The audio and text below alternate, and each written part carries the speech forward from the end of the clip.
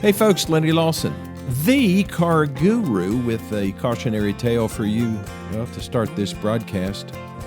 We had an interesting situation. My nephew Max came in. He's my general sales manager. Sat down in my office and said, "We got a problem, but I know what to do about it." And I said, "Well, that's good. Why are you telling me about it?" "Well, I just wanted you to know and just to verify if you think I'm right." I said, "Okay, what's the situation?"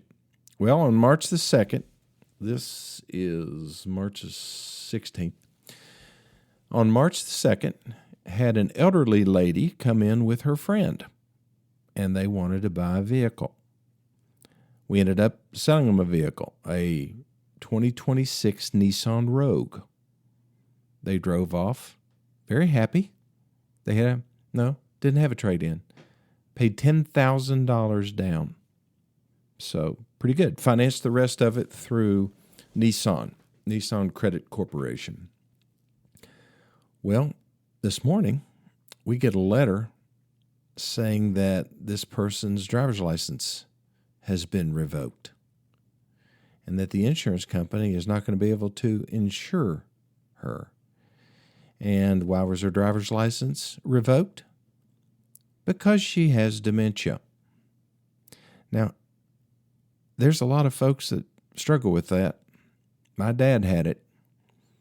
And, I guess early on, you see these little signs, and they're alarming, but you just write it off to forgetfulness or just age in general, and then other things start happening, like driving mistakes. I remember with my dad, we're right beside a very busy 4-lane, but our actual entrance is on a side road.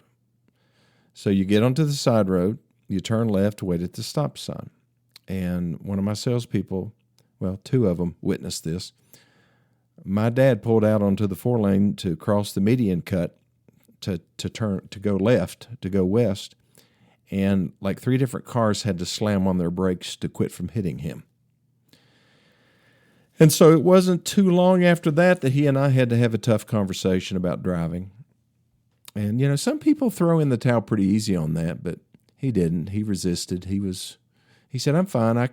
I just need to be more careful," and that kind of stuff. But I knew it was more serious than that. And so, similar situation. The contract that she signed has already been funded by Nissan. The money's in our bank account. According to the employees that worked with her, the salesperson, the finance manager, the sales manager that talked to the elderly lady, she was fine. They didn't see any signs of anything. Very conversational. What is our obligation as a business that's, selling a vehicle? This isn't the first time this kind of thing has happened. Usually it's in the negotiation phase or just the evaluation phase, and then we'll get a call from a family member because the purchaser, the intending purchaser, the elderly person, tells the family member, "Well, I'm thinking about buying a new car." No, you're not. You've got no business buying a new car. And then, as is often the case, the older person with dementia gets defensive and then says, "Well, I'm going to go do it anyway." And we get a phone call from the family member said, "He can't buy a car. She can't buy a car. Please don't even entertain it." And these people are mobile. They're driving a car now, and they have money. They have a checking account and so forth. What is our responsibility? What am I supposed to do? What are my people supposed to do? If somebody over 80 comes in to buy a car, are we supposed to say, "Well, give us a number of your family member and let us call them first and see if you have permission to do this, or if you have dementia"? That's asking too much of the business. Obviously, if we see some symptoms of that and, they just don't have all their faculties, then we need to put the brakes on it and call somebody if we can. But a lot of these younger salespeople, they don't know what to look for. They've never been through that. They just say, "Well, that's an old person. It's just the way old people are." And a lot of them are that way. So the answer to the dilemma is you unwind the deal. How does that happen? Well, we have to pay off the note. We have to get the car back, obviously. we have to petition the state to basically not issue the title and petition the manufacturer to get a duplicate certificate of origin, which is the title that the vehicle comes with when it's built. Sometimes it's referred to as a certificate of origin or an MSO, manufacturer's statement of origin, but it's the original title. It's never been assigned to anybody. It has our name on the front of it and no names on the back. That's where you write in the next owner. So we have to petition them to send us a duplicate, put it back in inventory, give her $10,000 back. And I guess hope that she doesn't go do it somewhere else. So if you've got somebody in your family that is still mobile, still has access to their money, but they're suffering early signs of dementia. I mean, maybe they don't have their driver's license revoked yet. Maybe they should. I know that's a tough call. It's hard to approach that with a lot of people. But that's your responsibility, because it's not just about them going out and hitting something and, bumping into somebody. My dad just kept running into things too, kept backing into things. He never did that. He was always a great driver. But he'd have a brand new Ford Fusion and it'd have a dent in the left fender and the bumper was, or the headlight was busted out or something. I mean, it was a laugh, but it was really not funny. And so if you see those things, it's your responsibility because they could endanger somebody else's life. But in addition to that, it's the financial side of it. I mean, you just got to hope that they don't go into some dealership that won't give their money back. That it is a uphill battle, that you have to get a lawyer. Now, if the driver's license has been revoked, they can't get the deal done anyway. So that's going to be an easy one. But if it's somebody that has money in the bank, they have a title with them. A lot of elderly people keep the titles in their cars, which you should never do. But they have it in a file at the house. They come in to trade cars. That's their intention. They do it. And the family knows that they have dementia and should not be doing complicated financial transactions. They have no business buying anything. This is something that needs to be handled. If somebody, or if your parent calls you or a grandparent and says, "I'm going car shopping," you better go with them. If they're just adamant about it, you're just going to have to play along and just try to blow the deal up as best you can, because it is something that probably they don't need to be doing. If they've got a perfectly good car, and a lot of people like that, they just want to trade. They're tired of it. Or they just want something to do. Doggone it, they're bored. They've had the same car, and they just need some excitement. I mean, I feel that way sometimes, don't you? Okay, I'll be back in just 1 minute.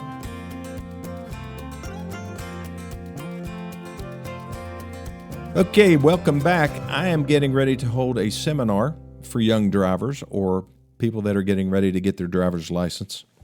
We are doing it in my dealership, Gateway Ford and Gateway Nissan in Greenville, Tennessee.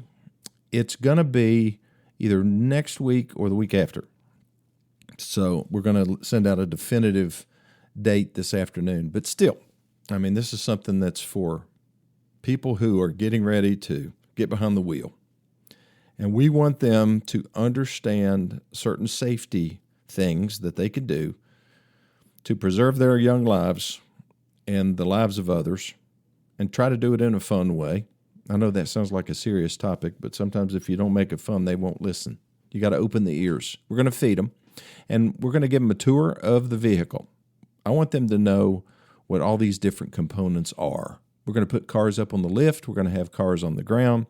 We're going to identify key areas for maintenance, things that they need to be able to check themselves in their own driveway and not pay somebody else to do it or rely on somebody else to do it. And I think these are things that kids need to know before they head out on the road. They've got their hands on the wheel and their foot on the brake or the gas pedal. And that vehicle might weigh 6,000 pounds and is hurtling down the interstate at 75 and 80 miles an hour. I want them to appreciate what that level of responsibility truly is. Because as easy and simple as cars are, well, I say simple, as easy as cars are to drive and drive too fast, it's something that they need to be aware of. And we're going to use videos and things like that to educate them a little bit. But like I say, we want it to be fun, but we want it to be informative. And so that's what we're going to do. Now, one of the things I try to do on this program is to help car owners, husbands, wives, aunts, uncles, all your relatives and friends. I want to help them make better decisions when it comes to buying and selling and trading and getting automotive service, getting body shop repairs, dealing with insurance companies, all the different things that are basically a part of our car life. And that's what I call it. I said, everybody has their regular life, and they have, you remember those signs that used to say on the back of people's vehicles said salt life? I always wondered if they just like salt, on their food, extra salt, or maybe they like living near the ocean, the beach. Maybe that's what they're talking about. But I've seen lake life, camping life. I said, I'm going down the road thinking about my car guru and what I do. And I said, what about their car life? Because their car life makes all that other stuff possible. Back when the car first came out, back in the late 1800s and the teens and 20s, people didn't go on vacations. No, they didn't go on beach trips. A vacation was going to the next town over. But that's all changed now. So their lives changed because of their mobility, the improvement of the automobile that took place. And most of it, as far as the real improvements, happened in the 30s and then after World War II into the 50s. And that's when things like, there were gas stations all over the place. And there was something created called the motel. It was a version of the hotel, except it was for cars, thus Mo. Back in the old days, there weren't campgrounds, and amusement parks. There was things like Coney Island, but it was for people that pretty much lived in that area. And so, in East Tennessee, where we live, a big vacation might be going to Gatlinburg. And that was about it. And then people started going to the beach and different places, but they needed mobility in order to do that. And so we need to be able to appreciate our transportation. I want these kids that are coming to this seminar to understand their responsibilities with regard to their car before they go on a vacation. What do you need to check? What do you need to make sure of is right before you hit the road?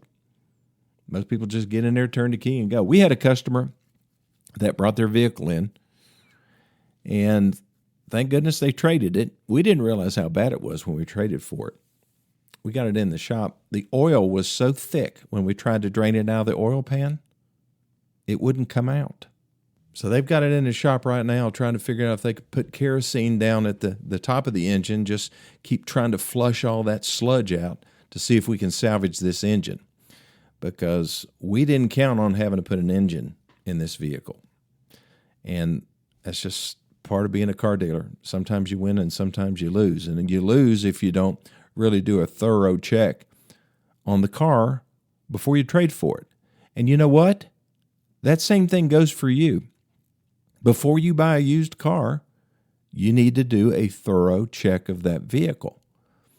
Now, there are a bunch of different places you can buy used cars. You can buy it from a new car dealer, and most of those will be trade-ins, although a lot of them come from the auctions.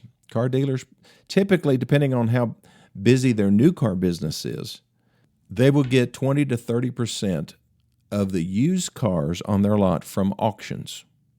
So they'll go to an auction like we go to Statesville, North Carolina, we go to Atlanta, Nashville. But these auto auctions sell these cars. Most of them are either off lease, meaning that they were leased vehicles and turned in. They could be rental cars that have been turned in because of miles or whatever the reason. Sometimes the rental car companies will keep a car until it has about 5,000 miles on it and then take it to the auction or sell it back to the manufacturer under some kind of a program. That's where the term program cars come from. You may have heard of that before. But sometimes they'll put 30 or 40,000 miles on them and they'll sell them through the auctions and dealers go and buy them. new car dealers and used car dealers.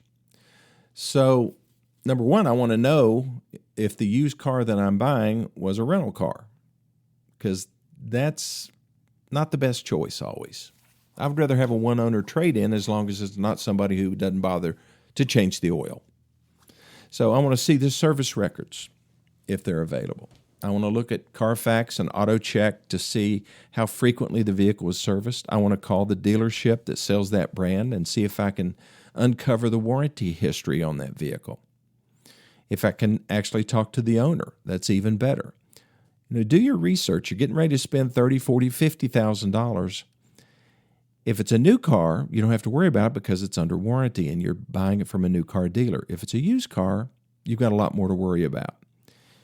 If you're buying it from a new car dealer, you're safer than if you're buying it from the typical used car dealer, because used car dealers, a lot of them are buying salvage cars now. These are vehicles that have been, for one reason or another, totaled by the insurance company. And in recent years, it doesn't take much to total a vehicle. I mean, if the airbags go off, or if it's a hybrid or an EV gets into the battery or anything like that, it's totaled. I mean, a headlight assembly, I've talked about this before, on a BMW can cost as much as $2,500. That's for one headlight. Doesn't take much of a hit to total a vehicle, especially the way BMWs and Mercedes that used to hold their value, the way they plummet in value as used cars. And these are things that you need to know. You must get the vehicle evaluated if you have any concern about the history of the vehicle. And so that means taking it to a shop that's willing to do it based on their workload and do a full bumper-to-bumper inspection, checking the engine and its operation, the transmission, the air conditioning, the cooling system. There's so many things to check on a vehicle. Make sure it doesn't have any stored codes, which means, it's had a check engine light come on. There's nothing more upsetting than to buy a used car, even buy an extended warranty or a vehicle service contract on that car, and you think you're covered for 4 years, 50,000 miles bumper to bumper, and then a check engine light comes on, and it's the O2 sensor. And guess what? That's not covered by the extended warranty. Or you buy one that just covers the powertrain. The dealer advertises that they have a lifetime powertrain warranty. You're not hearing the word powertrain. All you're hearing is lifetime warranty. And so you have an issue a year from now, and it's your air conditioning compressor or your alternator or something else that's really expensive, your infotainment screen. And they give you a quote of $3,500, and you say, wait a minute, this thing's under warranty. Not according to any of the documents that you have, and we called the warranty company, and that's not a covered item. Now, you can have a car inspected by 2 or 3 different techs, and they're all going to miss something. But more than likely, if they have any experience at all, they're not going to miss the big things. So this is especially true if you're buying from an individual. That's the riskiest purchase that you can make. You may think it's the safest. No, it's not. There's a lot of crooked individuals out there trying to pawn off a flood car. There's a lot of people that sell used cars, and they're not licensed. And you certainly don't want to buy a used car from them. Of course, a lot of this has to do with your own personal circumstances and how much money you have and if you can get financed with a traditional bank or credit union. If you can't, your options shrink. So it's one of the good reasons to have good credit and to really fight to make sure that your credit rating stays high. Because a good credit rating equals freedom. And it makes a big difference when it comes to your options. Buying a used car, buying a new car, getting good interest rates. So do your part. Pay your bills on time. Okay, I'll be back in just 1 minute.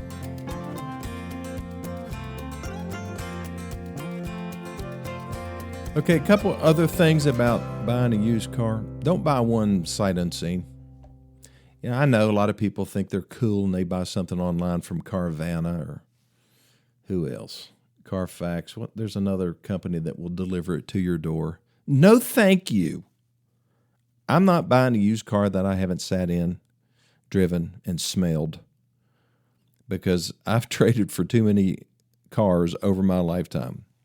And, some people just don't take care of the interiors of their vehicles. And of course, always test drive the car. You need to perform a thorough walk around, just looking for mismatched paint or tape lines around the doors, around the trunk, the hood edges, around the gas filler door. These are signs that the vehicle has had previous body work. Yeah, but it has a clean Carfax. Well, if they don't report it to an insurance company and they just hire some body shop to work on it, it'll have a clean Carfax. So you want to make sure it hasn't been painted. And we haven't even talked about pricing the car, getting a fair price on a vehicle. How are you going to figure that out? I was watching an auction on Bring a Trailer a little while ago. I've been kind of interested in a Mercedes station wagon. I like to have an older one. And this one really wasn't old enough, but I was watching it anyway. And the price was already up to $42,000. Now, the people that are bidding on this car aren't car dealers, more than likely. They're individuals. So I scanned the VIN and I put it in our appraisal tool that we use. And the vehicle wholesale value is about $23,000. Full retail is under $30,000. And this car is already all the way up to $42,000. Not a good buy.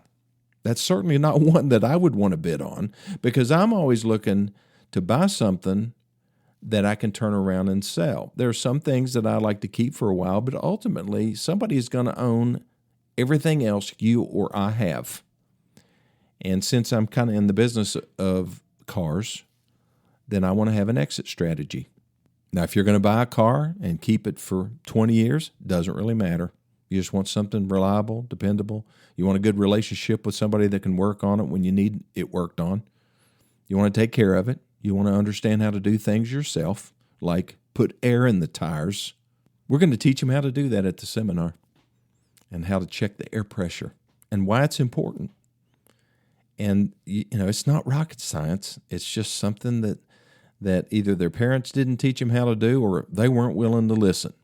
They wanted to go to the ball game or to the sock hop. No, probably not that. You remember when they used to call the dance the sock hop? Yep, I'm that old. Well, thanks for listening to this edition of My Car Guru. If you need me, send me a text, 423-552-2020. Get a copy of the My Car Guru guidebook. It explains all this stuff about used cars in detail, plus a whole lot more. Just send me your email address to 423-552-2020, and I'll see you on the next edition of My Car Guru.